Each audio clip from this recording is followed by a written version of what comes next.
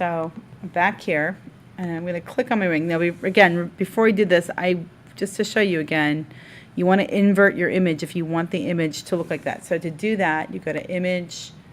I can't do it because it's not up there, but Image, Adjustments, Invert. So in other words, you want to make a positive into a negative, just like you would if you were in the darkroom. All right, so bring the wing on the top. Make sure you're working on that layer that has the visible wing, and that wing should be above everything else. And then you're going to bring up your Tools palette, and let me bring mine over so you can see this a little bit better. And you're going to click on the Magic Wand tool. And here's what's important. Click Contiguous. Do not have Sample All Layers on. And I'm going to click somewhere outside of the wing. So in other words, just anywhere around this area here. So if I click on that, if you look carefully, what I've done is I basically have created a donut around the image. And then what I'm going to do is say Select Inverse. So now what I have selected is the wing itself as well as the image that's inside. So I'm happy with that. So I'm going to take that and say Edit. And in this case, I want to say Copy Merged. And what that does is it copies all of the layers that are visible that are under that selection. So when I say Edit Paste, it doesn't look like anything happened, but if I make, you can see layer 4 is everything. If I make everything else invisible for a second, there it is. And then what I'm going to do is I'm going to take this layer and copy it, and then I'm going to transform it and flip it so I get the other side of the butterfly. So easy to do. I'm just going to come down here and do that, and then move it over. See? And then Edit, Transform, Flip Horizontal, and then I'm going to move this over.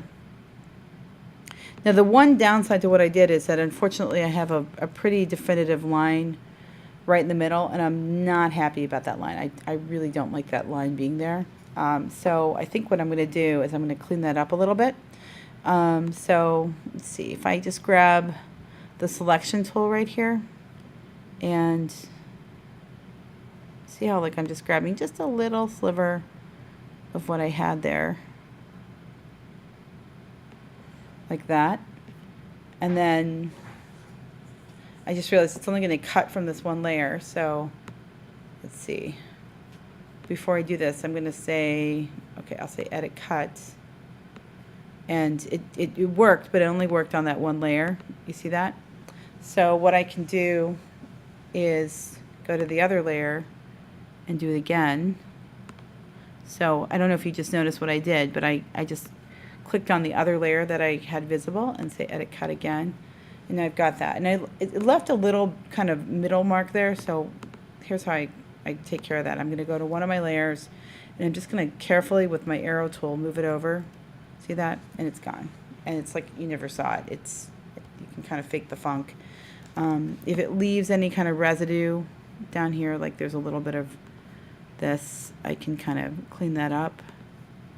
And it's like it never happened. That looks pretty good. I'm happy with that. Oops. Okay. So there is my butterfly ready to go. You know, before I go any further, just make sure that's on the brightness contrast is on the top. I really like how that looks with the brightness contrast upped. So you might want to adjust it a little bit and make it work for you. But when you're happy with this, you just go File, Save As. And this is important. Do not save it as a JPEG. You're going to save it as a PSD. Save it as a JPEG, and I'm going to call this Silver Butterfly. Oops. What happened to Silver Butterfly? And I'm saving it as a JPEG, and I know it's in my downloads. And then in the next video, I'll show you how to upload this, make this a large file, to the right place for us to work with. And you're almost done. Just make sure it's a JPEG before you do this next step.